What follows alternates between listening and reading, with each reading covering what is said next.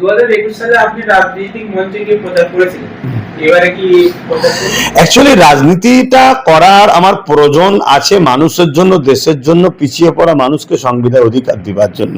তার জন্য একটা মুক্ত দরকার। তাই আমি দলটা করে, তখন তো নওশাদকে কেউ চিনতো না, আমি মুখটা হয়ে প্রথম প্রচার করে মানুষকে জানিয়ে দিলাম যে রাজনীতি দরকার। বিরোধী যত শক্তি হবে, যেই শাসকে থাকুক সে কাজ করবে, যেই ক্ষমতায় থাকুক। বিরোধী যদি শক্তিশালী থাকে, বলা হয় না ঘাড় ধরে কাজ করাবো, ভাষাটা আমি খারাপ নেবেন না, কেন যে পদে থাকে তার সম্মান আছে। এই বিরোধীটা হচ্ছে ঘাড় ধরে কাজ করানোর ব্যাপার, কথা বুঝে আসছে। এই জন্য বিরোধী একটা শক্তি থাকা দরকার। তা আজকে নওশাদ যে জায়গায় পৌঁছে গেছে, তার টিম যে জায়গায় পৌঁছে গেছে, আমার মনে হচ্ছে না সেখানে আব্বাস সিদ্দিকীকে নতুন করে দরকার আছে। শেষ প্রশ্ন করবো যে আমরা দেখেছিলাম ৭৭ বলুন সমস্ত বিধায়কদের 5 বছর পর হলফনামা যখন জমা হয়, যখন তোমার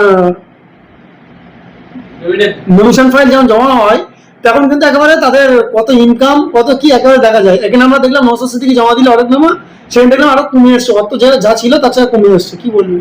দেখুন, এটা খানদানি একটা ব্যাপার। কেন আমরা গাঁটের পয়সা দিয়ে মানুষকে উপকার করি। তো তো বলেছিল তো যে আমাকে যদি পুরো টাকা নাও দেয়, আমি আমার পয়সা থেকে নিয়ে এসে আমি ভাঙড়ের মানুষের জন্য কাজ করব, সমাজের জন্য কাজ করব। তা সেই জন্য খরচ করেছে। তা সেইটা ভালো জিনিস। এটা ওর জন্যে মানুষের দোয়া, মানুষের আশীর্বাদ, মানুষের ভালোবাসা আরো বেশি পাবে। বিরোধীরা বলছে যে 5 বছর কি কাজ করেছে, এখানে দেখলাম যে হলফনামা একেবারে যা অর্থ ছিল তার চেয়েও কমে এসছে। বিরোধীদের কাজ ভাই বিরোধী করা, এটা নিয়ম সিস্টেম, বিরোধীরা বলবে। কিন্তু কথা হচ্ছে নওশাদ একটা এমএলএ, প্রথম জানতে হবে একটা এমএলএ এর ক্ষমতা কি, একটা এমএলএ এর কাজ কি। এমএলএ এর কাজ হচ্ছে তার যে বিধানসভা, সেই বিধানসভা চা পাওয়ার কথা বিধানসভাতে যে বলবে যে আমার বিধানসভায় এই লাগবে এই লাগবে এই লাগবে এই লাগবে, সেটা নোট হবে। সেটা যে ক্ষমতায় শাসক থাকে তার করা কাজ, এমএলএ এর কাজ নয়। খুব ভালো করে বুঝতে হবে। এটাই সাধারণ মানুষ। সবচেয়ে বড় কথা, মুসলমানরা রাজনীতিতে সচেতন নয়। যদি রাজনীতিতে সচেতন হতো, একদিন মুসলমানরা চেয়ারে একটা পায়া হয়ে যেত। আজকের এই চেয়ারের একটা পায়া আমরা হতাম 21 এসআর হতো। আমরা তো মমতাকে বলতাম যে সব বাদ দাও, তুমি অফিসে দেবে না দিলে কিন্তু তোমার সঙ্গে জোট ছেড়ে দেবো, পা খুলে দেবো, তুমি সরকার পড়ে যাবে। এইটা সচেতন নয় মুসলমান, খুব সমস্যা এই জায়গায়। তা সেই জায়গাতে এমএলএ এর নিজের ব্যক্তিগত টাকা কত, যেটা 50 লাখ ছিল শুনলাম, সেটা নওশাদ বলাতে 10 লাখ বেড়েছে, 60 লাখ হয়েছে। তা 5 বছরে 5 6 30, 3 কোটি টাকা। না 60 লাখ ছিল, 70 হয়েছে, সরি এরকম কিছু একটা হবে।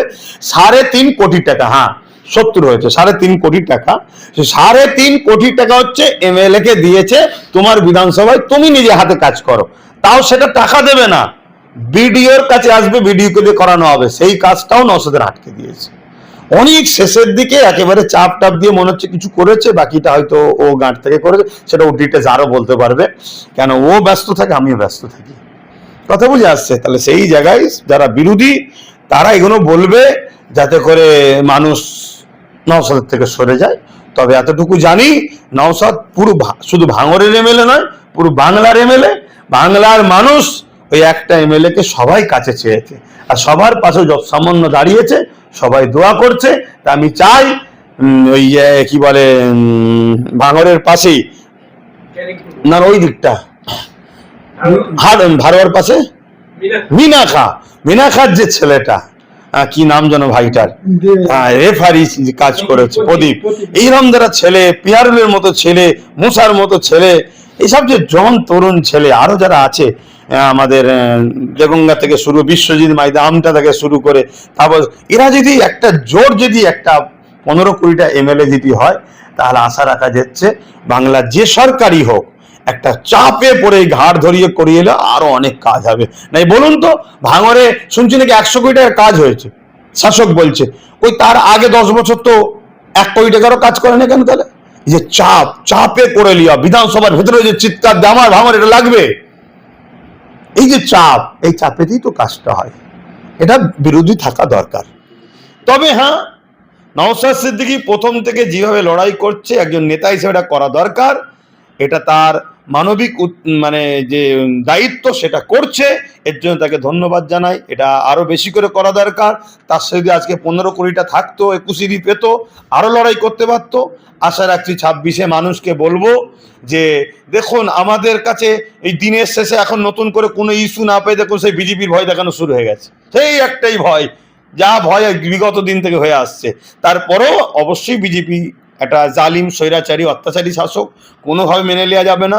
তা সেই জায়গায় কমসে কম নওশাদ যে জায়গায় দিয়েছে সে জায়গায় যদি যেতে এবং জিতার জায়গায় আছে, খেয়াল করে দেখুন না, ক্যানিং পূর্ব এখন মানে ভাঙড়ের থেকেও বেশি ভোটে ক্যানিং ঘুরবে, আরাবুল জিতবে, এরকম একটা সমীক্ষা। আমিও তো একটু খোঁজ খবর রাখি রে বাবা, আমারও তো ফ্যান ফলোয়ার মাননেওয়ালা প্রতিটা গ্রামে গ্রামে কম বেশি আছে।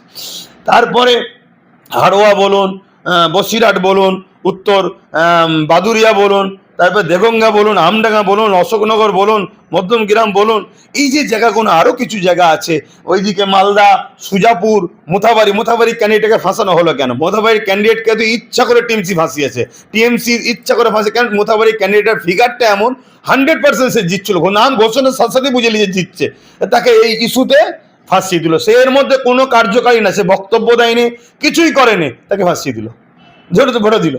তাহলে এই যে চক্রান্ত, এইখানে কমসে কম এই জায়গাতে যদি মানুষ ঐক্যবদ্ধ হয়ে নওশাদ সিদ্দিকীকে জিতায়, তাহলে আগামী দিন কোনো বিপদ আসলে কমসে কম তার 15-20 যা থাকবে একটা লড়াই করার জায়গা থাকবে। বিরোধী শক্তি হলে তাহলে যেই থাকুক কাজ করতে পারে, কাজ করার মন মানসিকতা থাকবে। আমরা দেখলাম যে একেবারে আরাবুল ইসলাম যখন ভোট প্রচারে যাচ্ছেন, একেবারে আরাবুল ইসলাম তিনি অভিযোগ করছেন যে দোকানপাট সব বন্ধ করা দেওয়া হচ্ছে, একটা লকডাউনের মতন ব্যবহার হচ্ছে, কি বলবেন?